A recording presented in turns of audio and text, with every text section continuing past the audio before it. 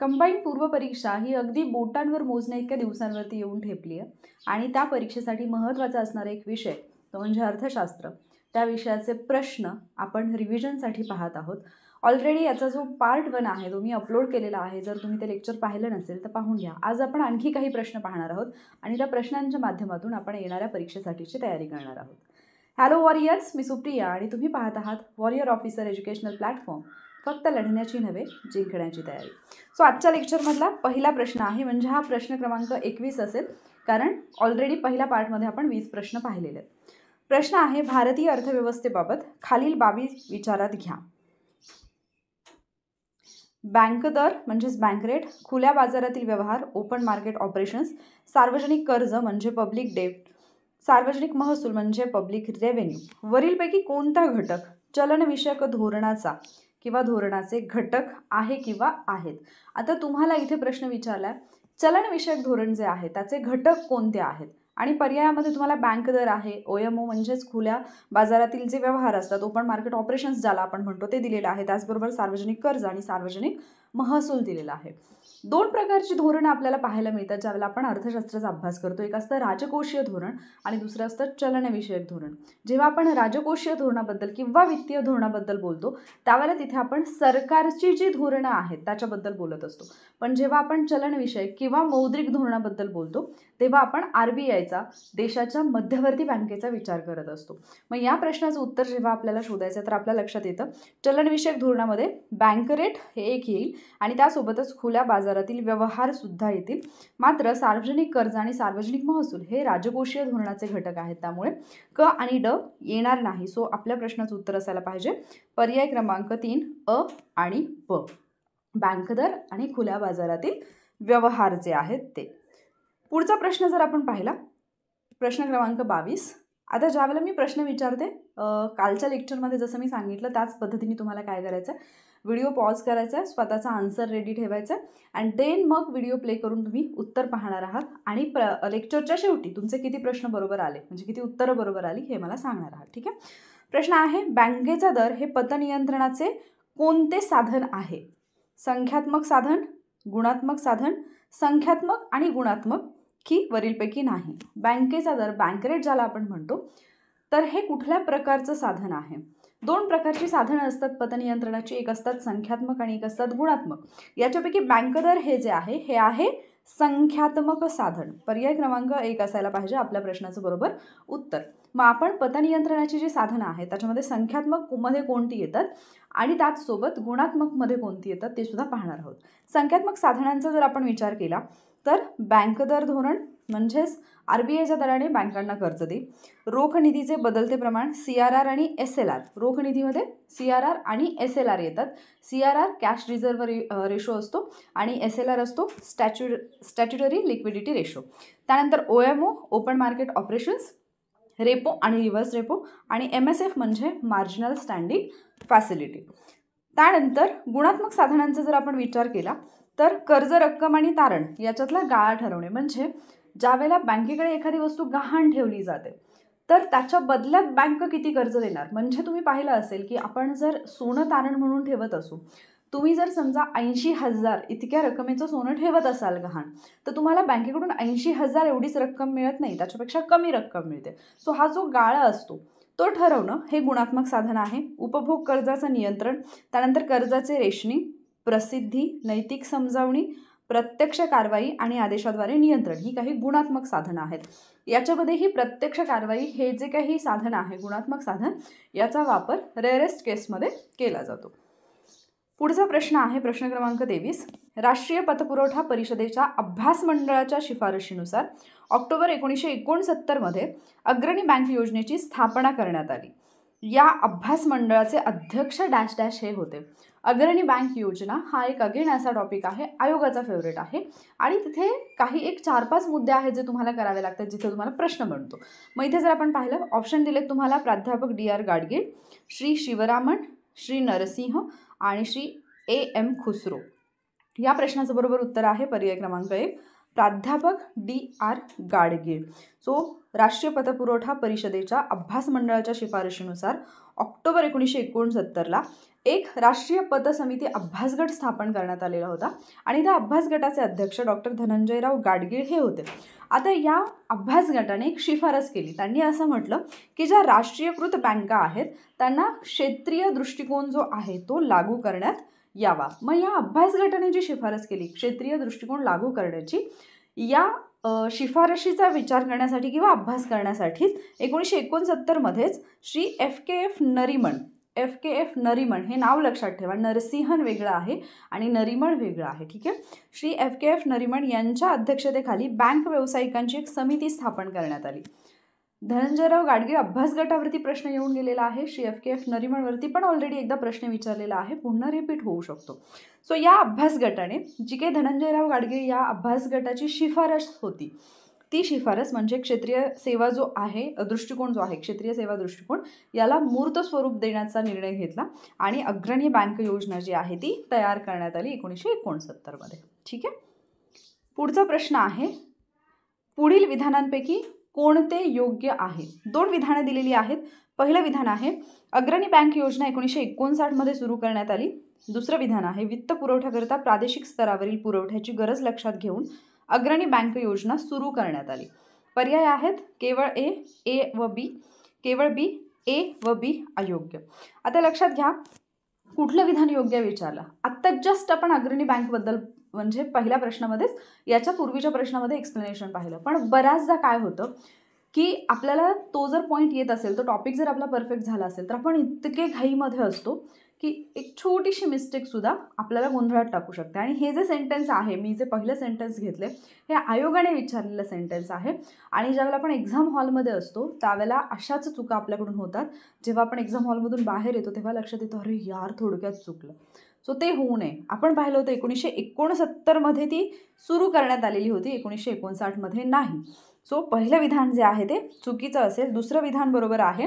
वित्त पुरवठ्याकरता प्रादेशिक स्तरावरील पुरवठ्याची गरज लक्षात घेऊन अग्रणी बँक योजना जी आहे ती सुरू करण्यात आली. त्यामुळे पर्याय क्रमांक 3 असायला पाहिजे. इथे 3 आणि 2 वरखाली झालेला आहे, तर केवळ बी पर्याय क्रमांक 2 हे त्याचं उत्तर आहे.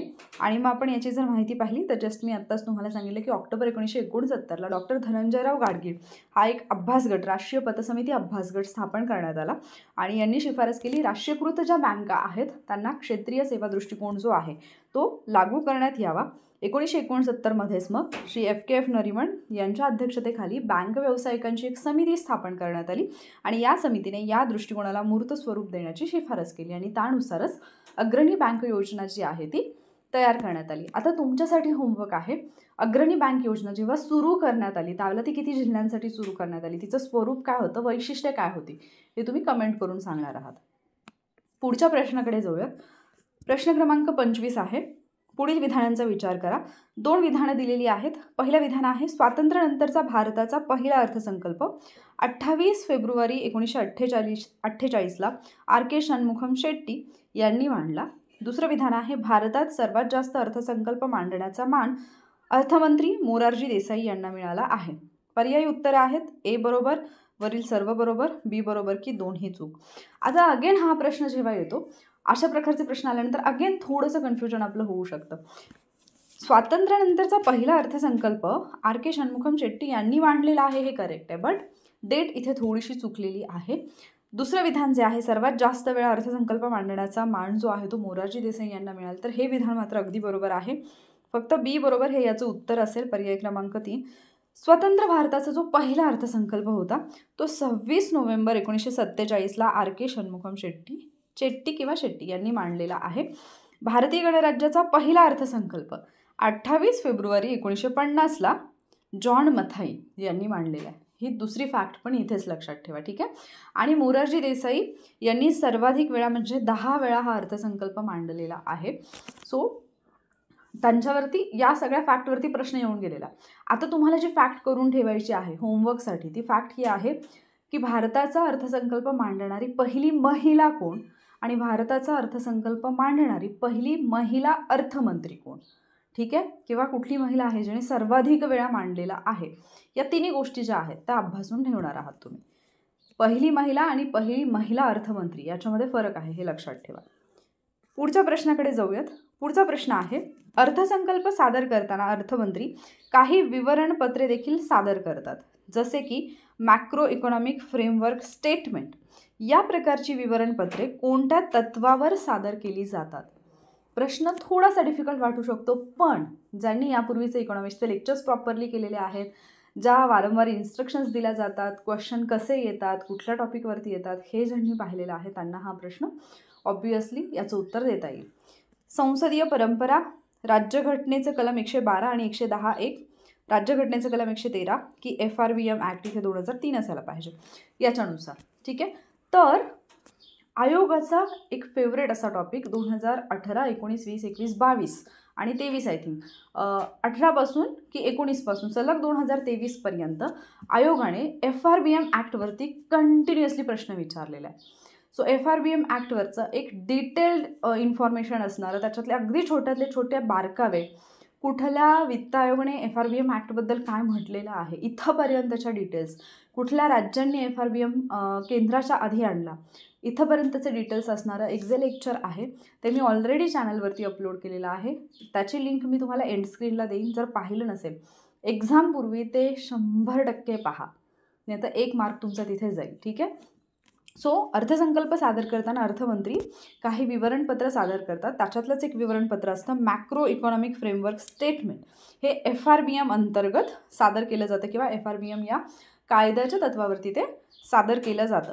मग बाकी 3 अशी विवरणपत्र आहेत जी कंपल्सरी संसदीय अधिवेशनामध्ये मांडावी लागतात FRBM ॲक्टनुसार. सो ती कुठली आहेत ते पण पाहून ठेवा. ते त्या लेक्चरमध्ये मी सांगितलेलं आहे, बट त्याच्यावरचा प्रश्न आयोगाने एकदा विचारलेला आहे. सो ती जी काही 3 विवरणपत्र आहेत, पॉसिबल असेल तर ॲटलिस्ट त्यांचे शॉर्टकट तरी, शॉर्ट नेम जे आहे ते तरी तुम्ही कमेंटमध्ये सांगा. पुढच्या प्रश्नाकडे जाऊयात. खालील विधानांपैकी कोणते विधान बरोबर आहे? 2 विधानं आहेत. कर म्हणजे केवळ उत्पन्नाचे साधन आहे. कर हे सक्तीचे देणे आहे. करांची जी वैशिष्ट्ये असतात, कर प्रणाली अगेन आयोगाचा एक फेवरेट टॉपिक आहे. सो करांची जी वैशिष्ट्ये असतात त्याच्यावरचा हा प्रश्न आहे. कर म्हणजे केवळ उत्पन्नाचं साधन नसतं, पण कर हे सक्तीचं देणं असतं. सो पर्याय क्रमांक 2 फक्त B जे आहे ते बरोबर असलेलं आपल्याला पाहायला मिळतं. मग आपण करांच्या बाबतीत जर पाहिलं तर करांची वैशिष्ट्ये जर आपण अभ्यासली, करांचं वैशिष्ट्य काय आहे? कर हे सक्तीचं देणं असतं, म्हणजे कंपल्सरी लेवी असं त्याला आपण म्हणतो. कर उत्पन्नाचा वापर शासन सार्वजनिक खर्च करण्यासाठी करतं. जे पण करातून उत्पन्न मिळतं त्याच्यातून शासन सार्वजनिक खर्च करत असतं. एखाद्या व्यक्तीने कर म्हणून सरकारला दिलेली जी काही रक्कम असेल आणि सरकारकडून केल्या जाणाऱ्या खर्चामुळे त्या व्यक्तीस मिळणारा जो लाभ आहे यामध्ये प्रत्यक्ष संबंध नसतो. म्हणजेच सरकारने कराचा प्रत्यक्ष किंवा अप्रत्यक्ष मोबदला जनतेला दिला पाहिजे असं सरकारवरती कोणतंही बंधन नसतं. हे करांचं वैशिष्ट्य आहे. कर आपण दिला पाहिजे हे सक्तीचं देणं आहे, पण त्याच्या बदल्यात सरकारने काहीतरी दिलंच पाहिजे असं सरकारवरती कुठल्याही प्रकारचं बंधन नाही आहे. ठीक आहे. एक नैतिक बाब म्हणून सरकारचं ते कर्तव्य आहे, तर सरकार त्या कराचा वापर सार्वजनिक खर्चासाठी करत असतं. ठीक आहे. घटनेच्या कलम 265 अंतर्गत ही फॅक्ट महत्त्वाची, कलम 265 दिलेली फॅक्ट महत्त्वाची, तुम्हाला प्रश्न विचारला जाऊ शकतो. कलम 265 अंतर्गत सरकारला कर आकारण्याचा अधिकार आहे. या कायद्यानुसार कायद्याने निश्चित केल्याशिवाय कोणताही कर आकारता येत नाही किंवा तो वसूल केला जाणार नाही. कलम 265 वरती 1 लाइनर क्वेश्चन तुम्हाला विचारला जाऊ शकतो. सो कर हे सक्तीचे देणे असते, हे विधान जे आहे ते या प्रश्नातलं बरोबर होतं. तुमची उत्तरं व्हिडिओ पॉज करून तयार ठेवा, नंतर उत्तर चेक करा आणि शेवटी तुमचा स्कोअर किती आला हे मला कमेंटमध्ये सांगणार आहात. पुढचा प्रश्न आहे, खालीलपैकी कोणत्या राज्याला 2018-19 सर्वाधिक महसूल 90,140 कोटी इतका SGST मधून म्हणजे स्टेट GST मधून मिळालेला आहे? अशी एखादी फॅक्ट, एखादा रिपोर्ट आल्यानंतर विचारली जाऊ शकते. सो ते त्या फॅक्टसाठी रेडी राहा. ठीक आहे. तर 2018-19साठी मी विचारले, पर्याय आहेत तामिळनाडू, उत्तर प्रदेश, कर्नाटक की महाराष्ट्र. तर 2018-19 सर्वाधिक महसूल जवळपास 90,140 कोटी इतका स्टेट GST मधून मिळवणारं राज्य होतं महाराष्ट्र, आपला महाराष्ट्र. पुढचा प्रश्न आहे, योग्य कथन ओळखा. महाराष्ट्र राज्य वित्त आयोगाचे गठन 1994 करण्यात आले. राज्य वित्त आयोगाचा कार्यकाल 6 वर्ष आहे. अयोग्य, ब योग्य, दोन्ही योग्य की दोन्ही अयोग्य. महाराष्ट्र राज्याचा जो वित्त आयोग आहे त्याची स्थापना कधी झाली, त्याच्यासोबतच निवडणूक आयोग, राज्य निवडणूक आयोग त्याची स्थापना, केंद्रीय निवडणूक आयोग त्याची स्थापनेची डेट तुम्हाला माहिती असायला पाहिजे, त्याच्याशी रिलेटेड असणारी कलम तुम्हाला माहिती असायला पाहिजेत. वित्त आयोग केंद्राचा ज्यावेळेला आपण ओव्हरऑल वित्त आयोगाचा अभ्यास करतो कलम 280 हे तोंडपाठ असायला पाहिजे. राज्याचा वित्त आयोग विचारला तर 243 आय. 73वी घटना दुरुस्ती आणि 74वी घटना दुरुस्ती याच्यातल्या तरतुदी लक्षात ठेवताना बऱ्याचदा जे 243 ए पासून पुढचे आहेत ABCDE तर हे सगळे लक्षात ठेवायला, अगदी ZG पर्यंत लक्षात ठेवायला बऱ्याच जणांचं कन्फ्युजन होतं. सो त्याच्या ट्रिकचा एक व्हिडिओसुद्धा आपल्या यूट्यूब चॅनलवरती अवेलेबल आहे. पॉलिटीच्या प्लेलिस्टमध्ये पहा. पॉलिटी बाय वॉरियर ऑफिसर असं सर्च केलं तर तुम्हाला खूप सगळे व्हिडिओज मिळतील जिथे मी ट्रिक्स दिलेल्या आहेत.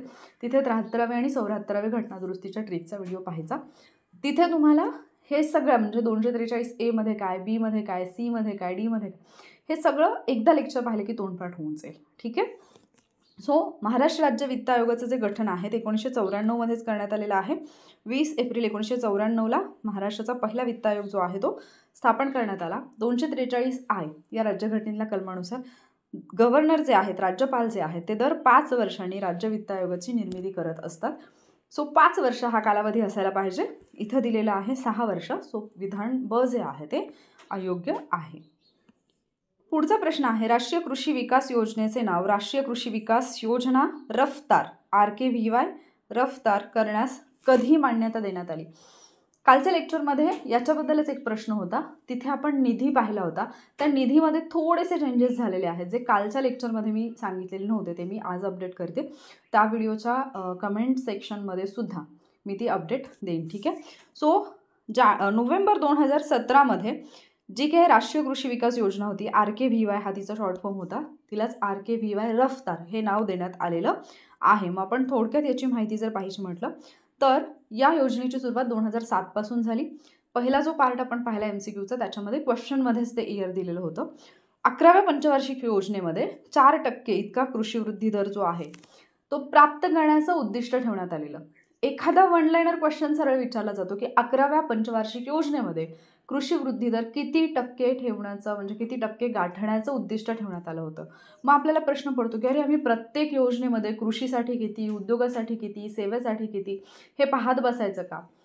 ज्यावेळेला तुम्ही इतर गोष्टी अभ्यासताय, कृषी क्षेत्र अभ्यासताय किंवा उद्योग क्षेत्र अभ्यासताय किंवा सेवा क्षेत्र अभ्यासताय, तिथे जर एखादी स्पेसिफिक योजना असेल, त्या योजनेमध्ये स्पेसिफिक पंचवार्षिक योजनेतलं उद्दिष्ट दिलेलं असेल तर ते करून ठेवायचं, कारण क्वेश्चन बनताना तिथून बनतो. ठीक आहे. सो 11व्या पंचवार्षिक योजनेमध्ये कृषी क्षेत्रासाठी 4% हे कृषी वृद्धी दर प्राप्त करण्याचं उद्दिष्ट ठेवण्यात आलेलं आणि त्याच्यासाठी 2007 पासून राष्ट्रीय कृषी विकास योजना जी आहे ती सुरू करण्यात आली. जेव्हा या योजनेची सुरुवात केली त्यावेळेला ही 100% केंद्र पुरस्कृत योजना होती, जे कालच्या प्रश्नामध्ये मी तुम्हाला सांगितलेलं होतं. मात्र 2015-16 पासून केंद्र आणि राज्य यांचा वाटा जो आहे तो 60-40 असा करण्यात आला, म्हणजे केंद्राचा 60%, राज्याचा 40%. 2015-16 पासून ही अपडेट करण्यात आलेली आहे. सो हे तुमच्या नोट्समध्ये पण अपडेट करून ठेवा. आणि नोव्हेंबर 2017 पासून या योजनेचं नाव RKVY रफ्तार असं करण्यात आलेलं आहे. रफ्तारचा फुल फॉर्म लक्षात ठेवायचा आहे, remunerative approaches for the agriculture and allied sector rejuvenation. ठीक आहे. So रफ्तारचा may be full form जर विचारला गेला तर एखादा शब्द गाळला जाईल आणि तो विचारला जाईल, किंवा डिरेक्टली आयोगाला सवय आहे की फुल फॉर्म पण विचारायचे. सो RKVY रफ्तार कृषी क्षेत्रातल्या ज्या योजना असतात त्या विचारल्या जातात. राष्ट्रीय अन्नधान्य कार्यक्रम जो आहे त्याच्याबद्दल सुद्धा रीड करून ठेवा, त्याच्यावरती सुद्धा आयोगाने प्रश्न विचारलेले आहेत. पुढचा प्रश्न आहे, वित्तीय तूट भरून काढण्यासाठी कोणते उपाय योजले जातात. अगेन आयोगाचा फेवरेट असणारा एक टॉपिक आहे तुटीचा अर्थ भरणा. इथे पण प्रश्न बनतात. ऑप्शन दिलेले आहेत, अंतर्गत व बाह्य कर्ज, मध्यवर्ती बँकेकडून तारणाच्या आधारे घेतलेले कर्ज. तर हे दोन्हीही वित्तीय तूट किंवा राजकोषीय तूट जी आहे ती भरून काढण्यासाठी, राजकोषीने वित्तीय तूट जी आहे ती भरून काढण्यासाठी किंवा तुटीच्या भरण्यासाठी योजले जाणारे उपाय आहेत. अ आणि ब हे या प्रश्नाचं उत्तर असेल. मग तुटीचा अर्थ भरण्याचे उपाय कोणते कोणते असतात. सरकार परकीय मदत घेतं. आणखी एक प्रश्न विचारलेला होता पहा आयोगाने रिसेंटली, की खालीलपैकी कोणती एक सरकारची थकीत देयता नाही, लायबिलिटी नाही. आपण पहिल्या लेक्चरमध्ये राज्याच्या लायबिलिटीजबद्दल बोललो होतो, राज्याची जी थकीत देयता असते, राज्याचं जे देणं असतं त्याच्याबद्दल. आणि केंद्राच्या बाबतीत आयोगाने एक प्रश्न विचारलेला की खालीलपैकी कोणती एक केंद्राची देयता नाही, सरकारची थकीत देयता नाही, तर त्याचं उत्तर होतं परकीय मदत. परकीय मदत आणि परकीय कर्ज याच्यामध्ये फरक असतो. बऱ्याचदा आपण पाहतो की एखादा देश ज्यावेळेला संकटामध्ये असतो, कुठली नैसर्गिक आपत्ती येते किंवा इतर कुठलंही संकट, त्यावेळेला देश म्हणजे भारताने काही देशांना, आपल्या शेजारच्या देशांना मदत केलेली असते.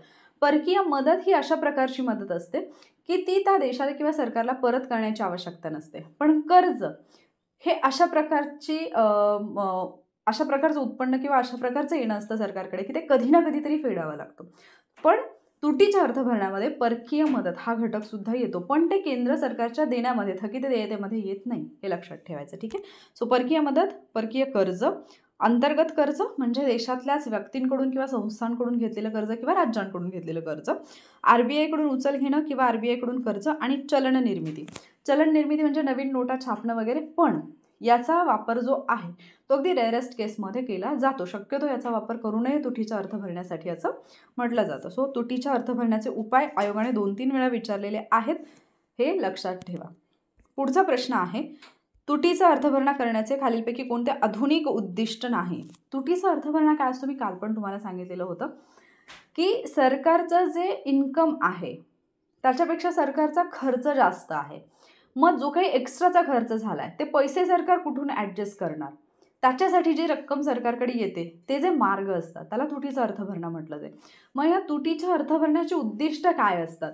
तर आर्थिक विकासासाठी वित्तव्यवस्था करणे, नियोजनासाठी भांडवल पुरवणे, अर्थव्यवस्थेला मंदीतून बाहेर काढणे आणि विकास योजनेसाठी वित्तपुरवठा करणं. ही 4ही उद्दिष्ट आहेत तुटीच्या अर्थभरण्याची. मात्र याच्यापैकी एक उद्दिष्ट असं आहे जे आधुनिक उद्दिष्ट नाही आहे. अर्थव्यवस्थेला मंदीतून बाहेर काढणं हे सुरुवातीला म्हणजे अगदी जागतिक मंदीचा जो प्रभाव होता तो संपेपर्यंत हे उद्दिष्ट होतं, पण त्याच्यानंतर मात्र हे आधुनिक उद्दिष्टामध्ये येत नाही.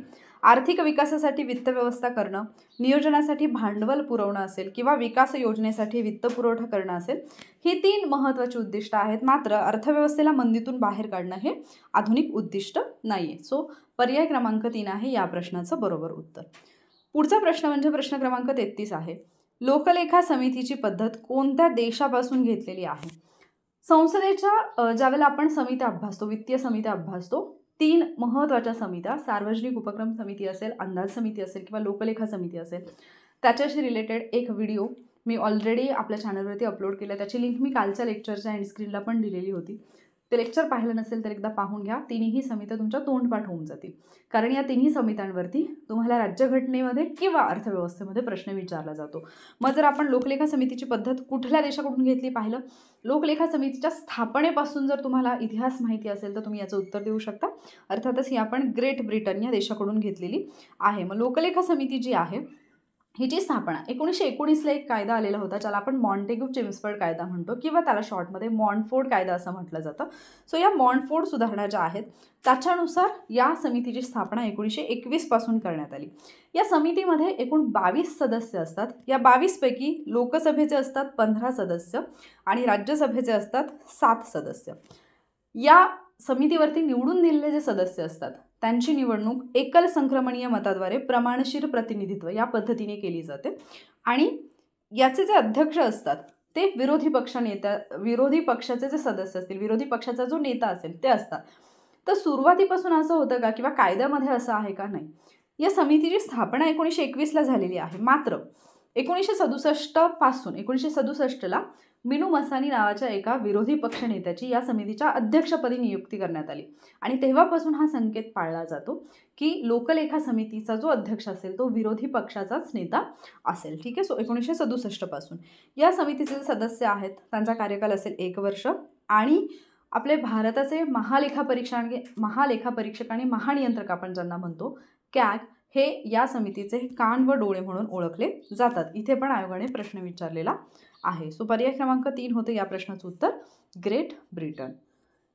पुढचा प्रश्न आहे, भारत सरकारद्वारे राष्ट्रीय उद्यान संस्थेची म्हणजेच नॅशनल हॉर्टिकल्चर बोर्डची स्थापना कोणत्या साली करण्यात आली? 1982, 1984, 1986 की 1985? फॅक्च्युअल क्वेश्चन आहे. काही प्रश्न असे आयोगाकडून एक्सपेक्टेड असतात. एखादी संस्था, एखादी योजना त्याचं इयर डिरेक्टली विचारलं जातं, जे की पूर्वीच असतं. म्हणजे अगदी तुम्ही 2013-14 पासून पुढचे असतील तर तुम्ही तोंडपाठ केलेले असतात, बट काही संस्था असतात ज्यांची स्थापना खूप पूर्वी झालेली असते आणि त्याच्याबद्दल प्रश्न येतो. सो 1984 हे स्थापना वर्ष आहे नॅशनल हॉर्टिकल्चर बोर्डचं, ज्याला आपण NHB म्हणून ओळखतो. याची स्थापना जी आहे 1984 कृषी व शेतकरी कल्याण मंत्रालयाच्या प्रशासकीय नियंत्रणाखाली स्वायत्त संस्था म्हणून करण्यात आलेली होती आणि याचं मुख्यालय जर आपण पाहिलं तर गुरुग्राम या ठिकाणी असलेलं आपल्याला पाहायला मिळतं. पुढचा प्रश्न आहे 2021च्या कृषी अहवालानुसार भारताचे निव्वळ लागवड क्षेत्र डॅश मिलियन हेक्टर नोंदवले आहे. अशा प्रकारचा सुद्धा एखादा फॅक्च्युअल क्वेश्चन विचारला जाऊ शकतो. अशी आकडेवारी तुमच्या पुस्तकामध्ये असते आणि जे काही 15 प्रश्न येतात अर्थव्यवस्थेचे त्याच्यामध्ये एखादा दुसरा प्रश्न असा असतो की जिथे आपल्याला असं वाटतं की यार हे किती अवघड आहे आणि मग तिथे आपला कॉन्फिडन्स डगमगायला लागतो. पण त्या प्रश्नांची उत्तरं जर तुम्हाला देता आली, जर टॅकल करता आले, तर मग तुम्हाला पुढचे प्रश्न जे आहेत ते इझी वाटायला लागतात, पेपर इझी वाटायला लागतो, ॲटोमॅटिकली कॉन्फिडन्स बूस्ट होतो आणि मग स्कोअर चांगला येतो. सो 2021च्या कृषी अहवालानुसार भारताचे निव्वळ लागवड क्षेत्र जे आहे ते 139.4 मिलियन हेक्टर इतकं नोंदवलं गेलेलं आहे. पर्याय क्रमांक 2 आहे या प्रश्नाचं बरोबर उत्तर. सो हे होते आजच्या लेक्चरमधले काही प्रश्न. मला आशा आहे की हा उपक्रम, हे क्वेश्चन्स तुम्हाला युजफुल वाटले असतील, कारण पहिल्या पार्टला जो काही प्रतिसाद तुम्ही दिला त्याच्यानंतर हा दुसरा पार्ट घेऊन येण्यासाठी अर्थातच इंटरेस्ट आला आणि म्हणूनच मग हे क्वेश्चन्स मी तुमच्यासाठी घेऊन आले. जर तुम्हाला हे लेक्चर हेल्पफुल वाटत असेल तर कमेंटमध्ये मला नक्की सांगा. त्यासोबतच आपल्या यूट्यूब चॅनलवरती खूप सगळे व्हिडिओज, ट्रिक्सचे व्हिडिओज आहेत किंवा जे मेन्सचे पेपर्स आहेत, जॉग्राफी आणि पॉलिटिक्सचे स्पेसिफिकली, त्याच्याशी रिलेटेड एक प्लेलिस्ट आहे. त्याची लिंक मी तुम्हाला डिस्क्रिप्शनमध्ये देईन. मुख्य परीक्षेला विचारण्यात आलेल्या प्रश्नांचं एक्सप्लेनेशन त्याच्यामध्ये मी केलेलं आहे इन डिटेल विथ ट्रिक्स. ते टॉपिक जे आहेत ते मी एक्सप्लेन केलेले आहेत. त्यामुळे ते टॉपिक जे आहेत, ते लेक्चर जे आहेत ते एकदा पाहून घ्या. त्याचा तुम्हाला येणाऱ्या एक्झामसाठी खूप जास्त फायदा होईल. ठीक आहे. जर तुम्हाला हा उपक्रम हेल्पफुल वाटला असेल तर व्हिडिओला लाईक आणि शेअर करायला विसरू नका. त्यासोबतच जर तुम्ही आपल्या प्लॅटफॉर्मवरती नवीन असाल तर चॅनलला सबस्क्राईबसुद्धा नक्कीच करा. लवकरच भेटूयात उद्याच्या लेक्चरमध्ये. थँक्यू.